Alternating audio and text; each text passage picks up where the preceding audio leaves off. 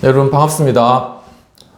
오늘도 루이스 벌코프의 조직신학 함께 공부하도록 하겠습니다. 함께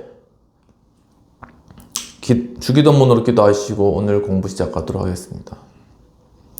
하늘에 계신 우리 아버지여, 이름이 거룩히 여김을 받으시오며 나라의 임하옵시며 뜻이 하늘에서 이룬 것 같이 땅에서도 이루어지이다. 오늘날 우리에게 일용할 양식을 주옵시고 우리가 우리에게 죄 지은 자를 사하여 준 것 같이 우리 죄를 사하여 주옵시고 우리를 시험에 들지 말게 하옵시고 다만 악에서 구하옵소서.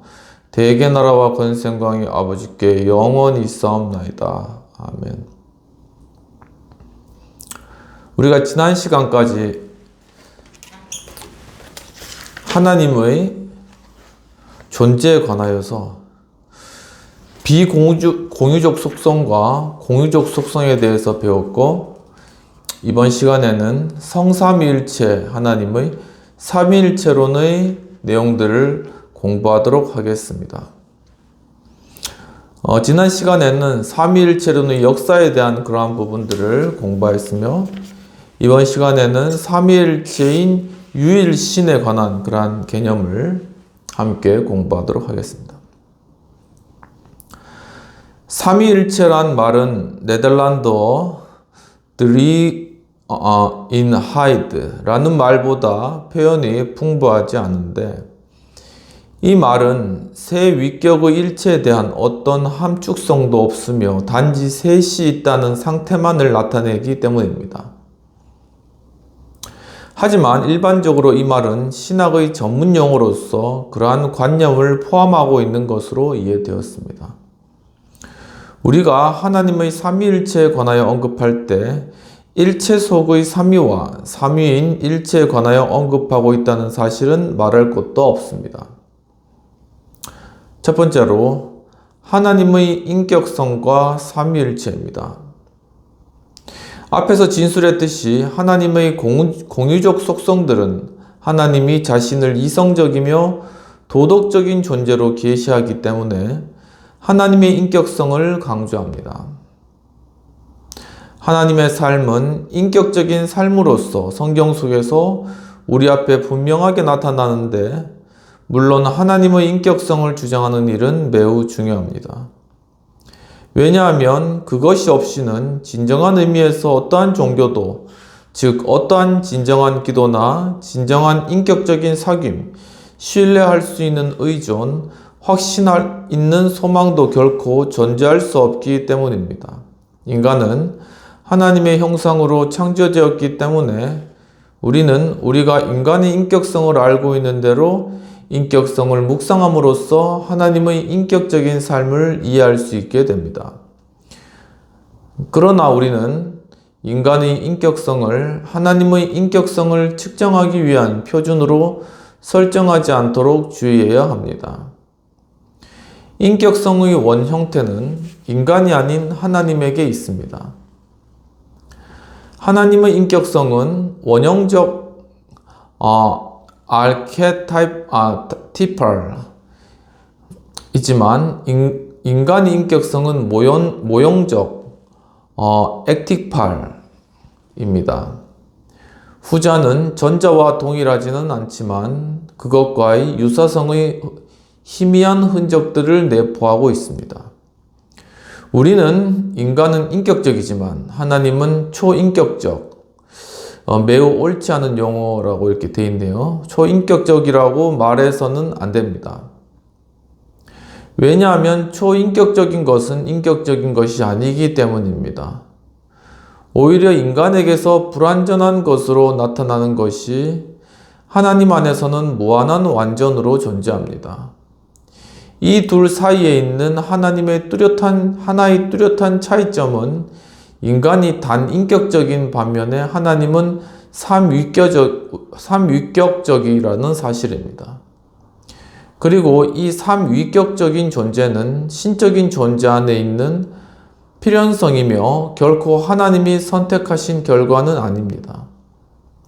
하나님은 삼위격적인 형태 이외의 어떤 다른 형태로는 존재하실 수가 없습니다.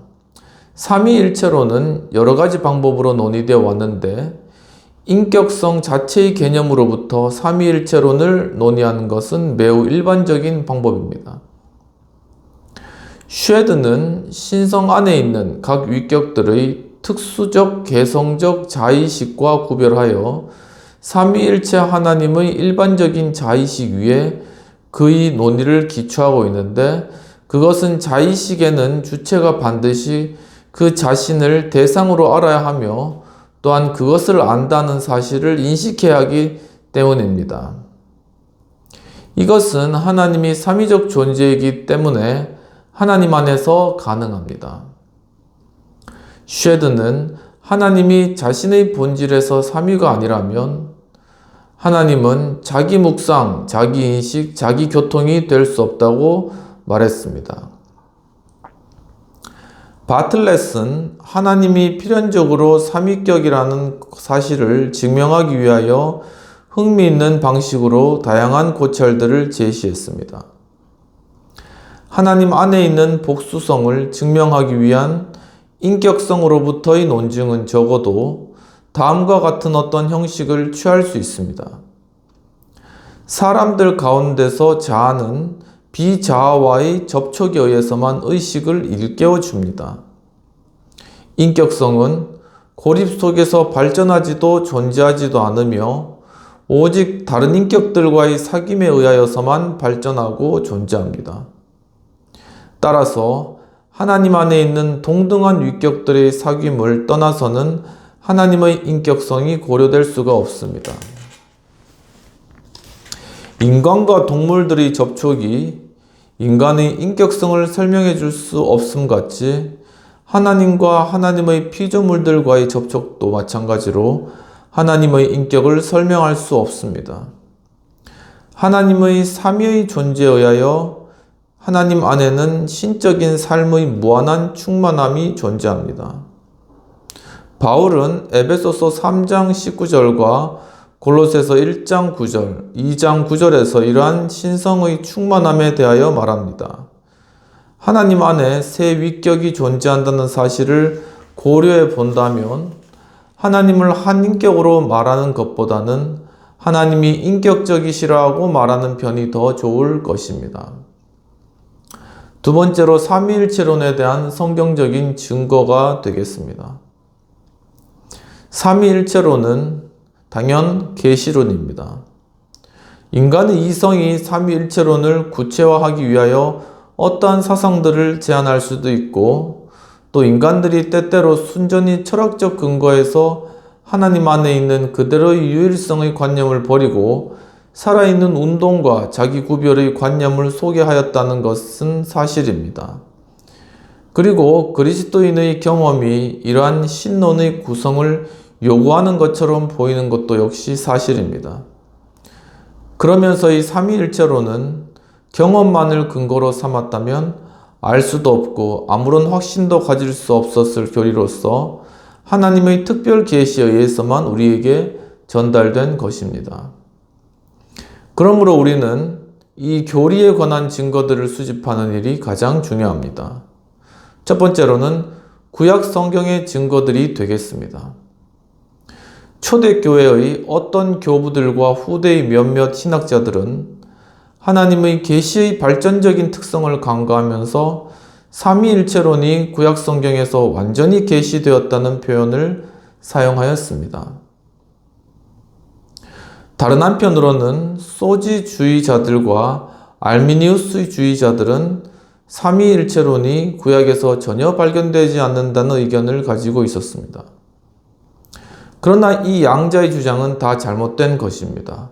구약 성경은 하나님의 삼위일체적인 존재에 관한 충분한 계시를 내포하고 있지 않으며 그것에 관한 몇 가지의 암시들만을 포함하고 있습니다.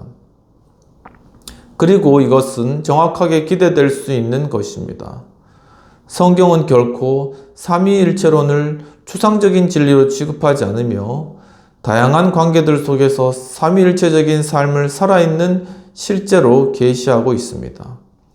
어느 정도는 창조와 섭리의 사역들과의 연관 속에서 특히 구속의 사역과의 연관 속에서 그렇게 하고 있습니다. 삼위일체론의 가장 근본적인 계시는 말씀들 속에서가 아닌 사실들 속에서 주어지는 계시입니다.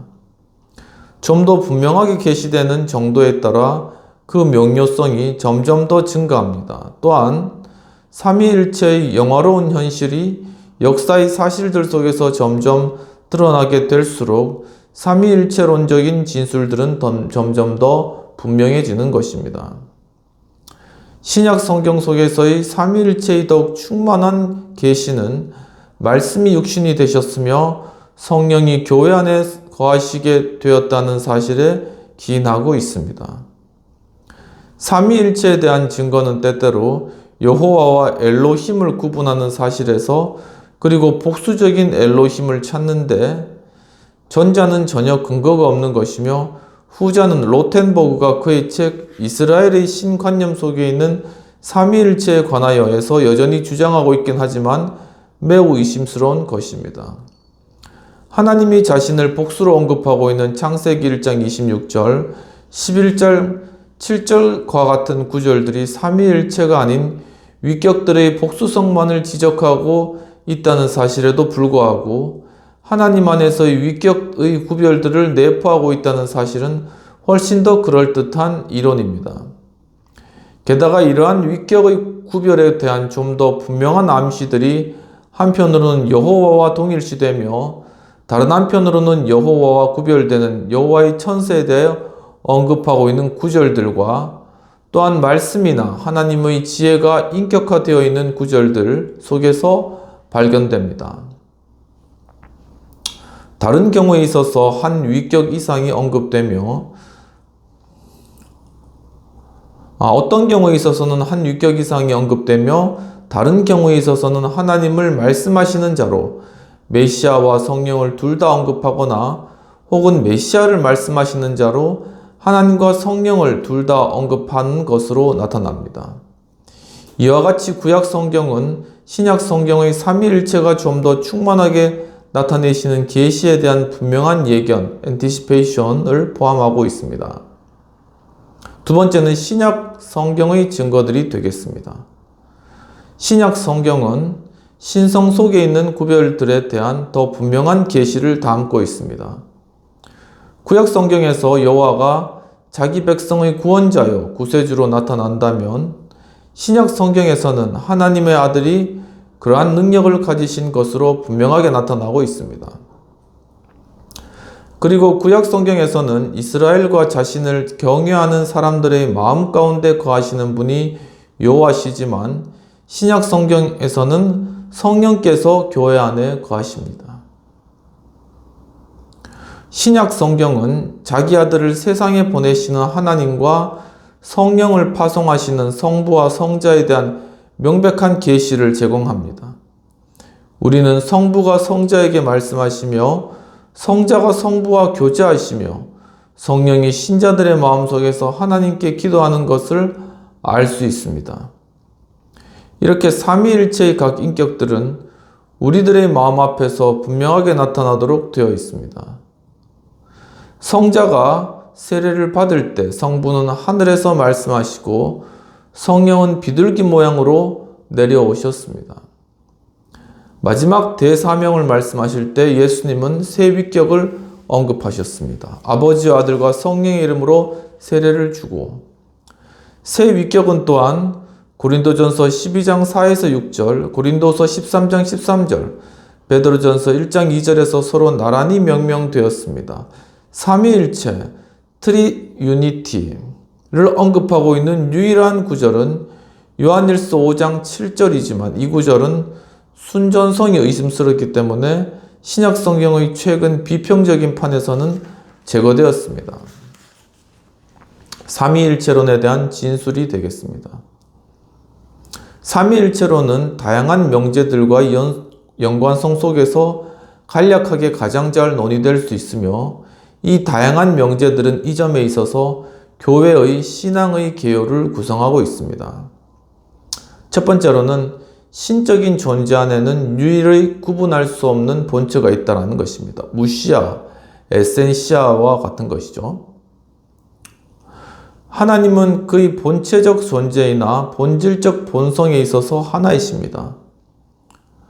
초대교회의 어떤 교부들은 실체라는 말을 본체와 동의어로 사용했으나 후대의 저자들은 라틴교에서부터 수브스탄티아가 우시아뿐만 아니라 휘포스타시스로 번역되어 사용됨으로써 해서 의미가 모호해진 사실을 고려하여 수브스탄티아를 사용하기를 피하였습니다.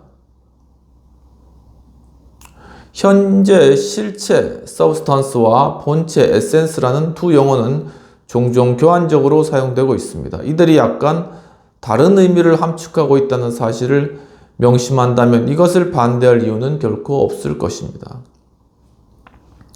쉐드는 이 용어들을 다음과 같이 구분하는데 본체, essence는 에세, 있다에서 유래하며 역동적인 존재를 나타냅니다. 실체, substance는 substare에서 나왔으며 존재의 잠재적인 가능성을 의미합니다.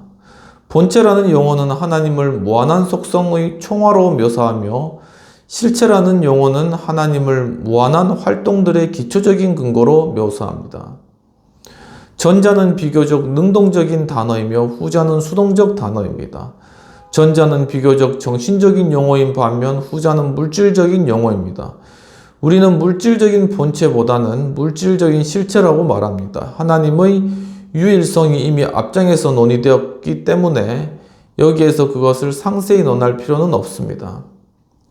하나님의 유일성에 관한 이러한 명제는 신명기 6장 4절, 야고보서 2장 19절과 같은 구절들과 하나님의 자존과 불변, 그리고 하나님께서 생명, 빛, 진리, 의 등으로 불리실 때와 같이 하나님께서 자신의 속성들과 동일시되고 있는 사실에 근거하고 있습니다.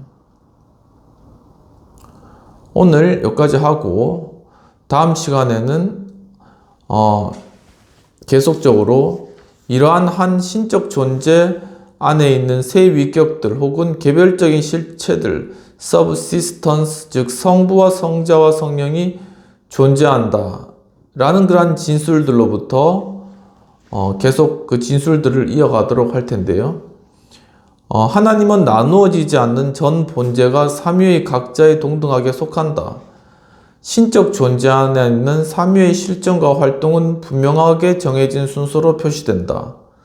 삼위가 구별되는 어떤 위격적인 속성들이 있다. 교회는 삼위일체를 사람의 이해를 초월하는 신비로 고백한다와 같은 것이 이러한 삼위일체에 대한 진술이 되겠습니다. 다음 시간에는 그러한 진술들을 좀 더 다뤄보도록 하겠습니다. 기도하겠습니다. 하나님 아버지, 오늘 또 이 저녁 시간에 삼위일체에 대한 의견, 여러 가지 이론들과 또한 삼위일체에 대한 진술까지 다룰 수 있도록 인도해 주시느라 감사합니다. 주님, 저희가 계속적으로 이 조직신학 공부를 해나감에 따라 삼위일체의 깊은 의미를 더욱 깊이 깨달아 갈 수 있도록 주님 도와주시옵소서. 말씀 가운데 보여주시는 그 크신 의미와 뜻들을 되새기며 그 가운데 참 하나님의 삼위의 인격으로서 우리에게 한 일체로서 우리에게 다가오시는 그 놀라우신 신비 가운데 저희가 하나님을 더욱더 깊이 깨달아 알고 저희들의 또한 하나님에 대한 지식이 넓어갈 수 있도록 도와주옵소서. 감사하고 모든 말씀 우리 주 예수님 이름으로 기도합나이다. 아멘. 오늘도 공부에 함께 참여해 주신 여러분 감사드립니다. 한 주간도 평안하시고 주문 안에서 승리하시고 또 이 삼위일체 하나님을 또 깊이 만나고 경험하는 복된 한 주 되시기를 축원합니다. 감사합니다.